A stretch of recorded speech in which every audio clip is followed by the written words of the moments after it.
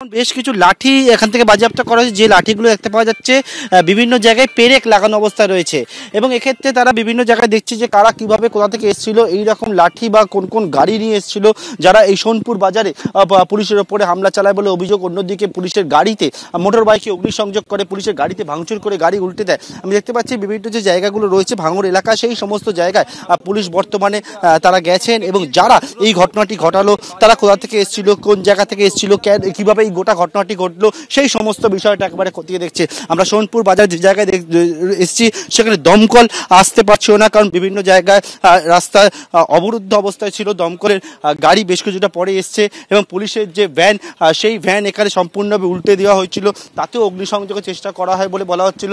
রাস্তা জ্যাম ছিল, আমরা তো চেষ্টা করেছি আসার জন্য, আসতে পারিনি। রাস্তায় জ্যাম ছিল, আসতে পারিনি। অবরোধ ছিল, অবরোধ ছিল। আপনাদের ঢুকতে দিচ্ছিল? আমাদের ঢুকতে দিচ্ছিল না, অবরোধ ছিল বলে আসতে পারিনি।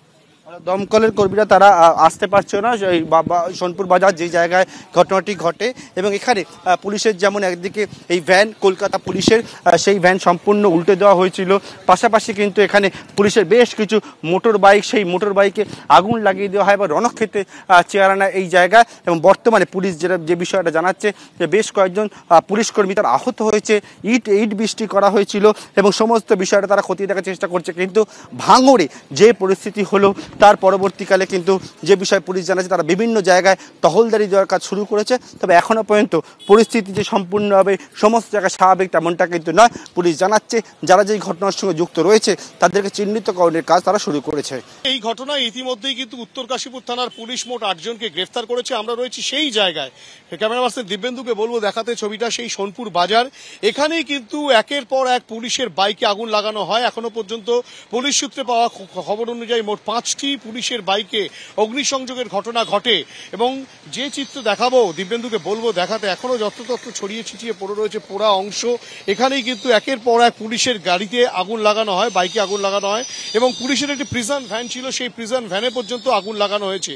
এবং এই যে গোটা পরিস্থিতি, সেই গোটা পরিস্থিতি কিন্তু গতকাল সকাল থেকেই মাথাচাড়া দিচ্ছিল দক্ষিণ 24 পরগনার ভাঙড়ে। মুর্শিদাবাদের আঁচ পড়তে শুরু করেছিল দক্ষিণ 24 পরগনার ভাঙড়ে। প্রথমে বৈরামপুর মোড় বাসন্তী হাইওয়ের কাছে, সেখানে কিন্তু পুলিশ একেবারে আটকে দেয়। যা বিক্ষোভকারীরা যারা বিক্ষোভ দেখাতে শুরু করেন, যারা কলকাতামুখী ছিলেন, তাদেরকে সেখানে আটকে দেওয়া হয়, কেননা তাদেরকে শিয়ালদা যেতে বারণ করা হয়। তখন পুলিশের সঙ্গে প্রথমে গার্ডরেল নিয়ে ধাক্কাধাক্কি, পরবর্তী ক্ষেত্রে পুলিশকে লক্ষ্য করে ইটপাটকেল ছোড়ার ঘটনা ঘটে। অবস্থানকারীরা এবং বিক্ষোভকারীরা তারা পুলিশকে লক্ষ্য করে ইটপাটকেল ছোড়ে, এলোপাথারি। তারপরে পুলিশ লাঠিচার্জ করে।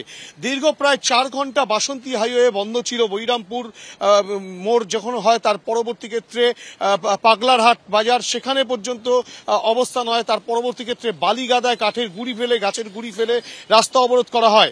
এই পরিস্থিতি যখন খানিকটা শান্ত হয়ে এসছে, যান চলাচল স্বাভাবিক করানোর চেষ্টা চলছে, তারই মাঝে আচমকাই শোনা যায় যে সোনপুর বাজারে কিন্তু প্রচুর অবস্থানকারী এবং বিক্ষোভকারী তারা একত্রিত হয়েছে এবং তারা পুলিশের সামনেই একের পর এক বাইকে কিন্তু অগ্নিসংযোগের ঘটনা ঘটাচ্ছে।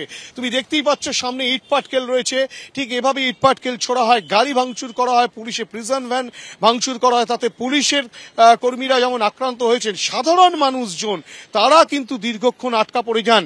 ঠিক এভাবেই কিন্তু একের পর এক ইট ছোড়া হয় পুলিশের গাড়িতে, পুলিশের গাড়ি ভেঙে ফেলা হয়, পুলিশের প্রিজন ভ্যান ভেঙে ফেলা হয়, একের পর এক বাইকে আগুন লাগানো হয়। পুলিশ উপস্থিত ছিল, তারপরেও কিন্তু এই ঘটনা ঘটলো। খানিকটা পুলিশি শিথিলতা দেখা গিয়েছিল পরের দিকে, যখন সোনপুর বাজারে সেই সময় একটা অংশ বাসন্তী হাইওয়ের ওপরে ছিল, ঘটকপুকুর মোড় অবস্থান হয়। এখানকার যিনি অবজারভার তৃণমূলের শওকত মোল্লা, যিনি ক্যানিং পূর্বের বিধায়ক, তিনি আটকা পড়ে যান এবং এইখানেই কিন্তু রাজনৈতিক চাপানোতো শুরু হয়েছে। শওকত মোল্লা সরাসরি বলছেন যে এটা পূর্ব পরিকল্পিত এবং সমস্তটার দায় কিন্তু নিতে হবে নওশাদ সিদ্দিকী, ভাঙড়ের যিনি বিধায়ক, এবং নওশাদ সিদ্দিকী পাল্টা তৃণমূলের বিরুদ্ধে অভিযোগ করছেন। এই চাপানুতর কিন্তু এখনো পর্যন্ত চলছে, যদিও আজকের পরিস্থিতি খানিকটা গতকালের থেকে শান্ত রয়েছে, সেটাই দেখা যাচ্ছে সোনপুর বাজারে।